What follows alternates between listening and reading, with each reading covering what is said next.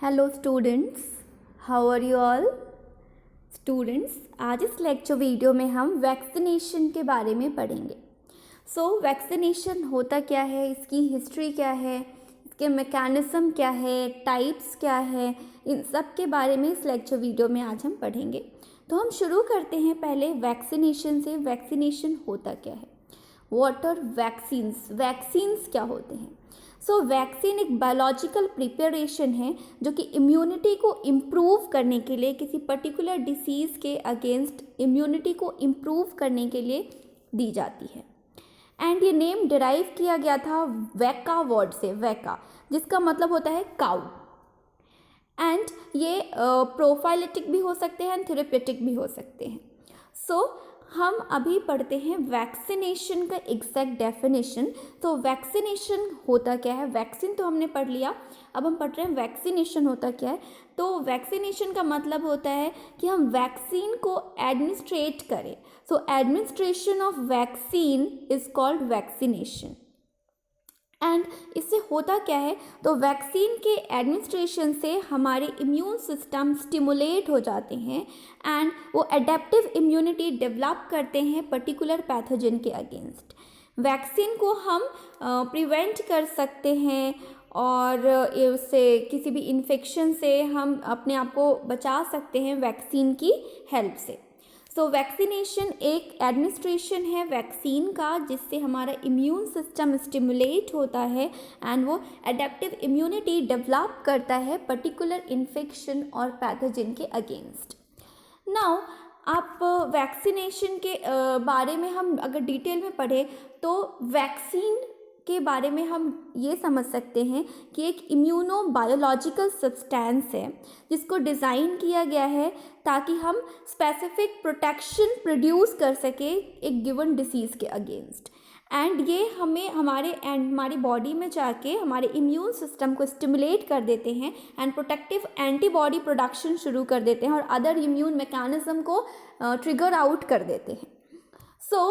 Vaccine की types की बात करें तो there are 5 types of vaccines. First is live attenuated vaccine, second is inactivated और killed vaccines, third is toxoid, fourth is cellular fractions and the fifth is combinations. Firstly we'll start with live attenuated vaccines. Live attenuated vaccines क्या होते हैं? तो ये live organism से prepare किए जाते हैं। एंड एग्जाम्पल के लिए BCG, typhoid oral bacterial oral polio, yellow fever, measles, rubella, mumps, chicken pox, influenza viral के अगेंस्ट जो हम वैक्सीन्स लेते हैं लाइव एटेन्यूएटेड वैक्सीन्स होते हैं, जिसमें लाइव ऑर्गेनिजम्स को बॉडी के अंदर इंजेक्ट किया जाता है। लाइव ऑर्गेनिजम्स को यूज़ किया जाता है वैक्सीनेशन के लिए।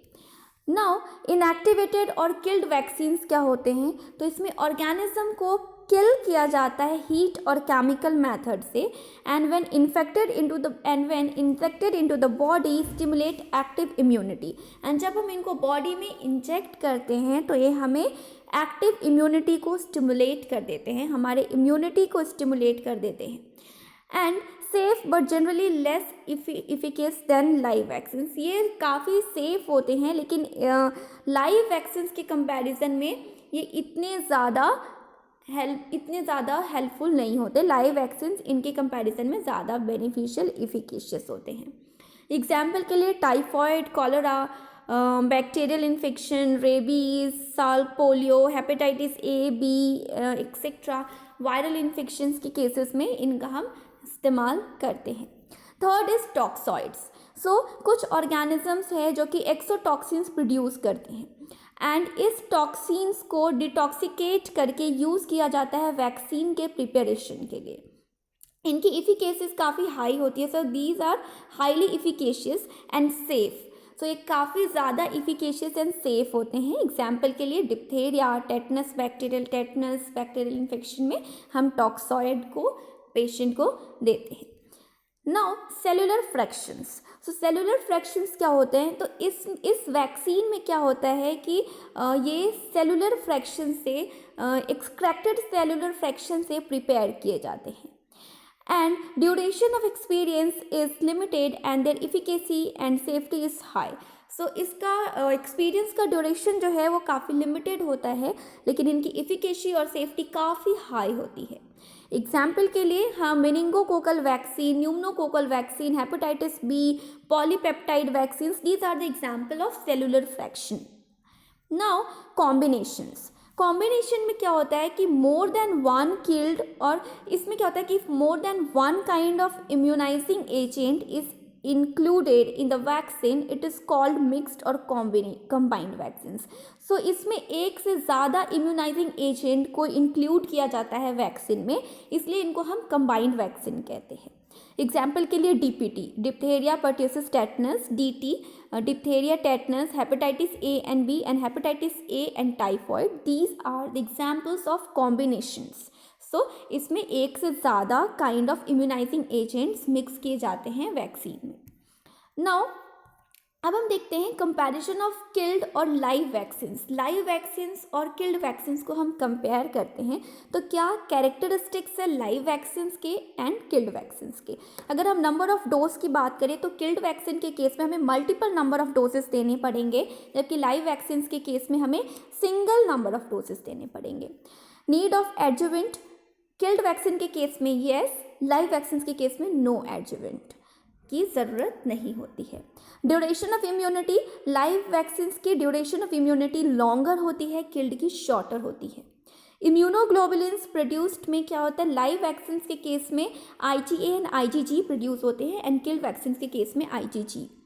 Stability at room temperature, so killed vaccine room temperature पे हाईली स्टेबल होते हैं, जबकि लाइव वैक्सीन लो होते हैं, इनकी स्टेबिलिटी कम होती है. वैक्सीन रिएक्शन की बात करें तो common, minor, more serious reactions, इसमें वैक्सीन के रिएक्शन में काफ़ी कॉमन रिएक्शंस होते हैं, माइनर या सब बहुत कम सीरियस रिएक्शंस होते हैं. सो क्या होता है, लोकल रिएक्शंस क्या होता है, फीवर हो सकता है. जैसे आपने छोटे बच्चों को कभी वैक्सीनेशन कराया होगा तो आपने देखा होगा कि वैक्सीनेशन के बाद उनको फीवर आ जाता है. सो लोकल रिएक्शंस इनके होते हैं कि फीवर आ जाता है. Systemic symptoms can result as a part of immune response. तो जब हमारी इम्यूनिटी ट्रिगर आउट होती है, हमारी इम्यूनिटी डेवलप होती है, तो इम्यून रिस्पॉन्स के तौर पे कुछ सिस्टमिक सिम्टम्स आपको देखने को मिल सकते हैं, अपीयर हो सकते हैं. And a successful vaccine reduce these reactions to a minimum while producing the best possible immunity.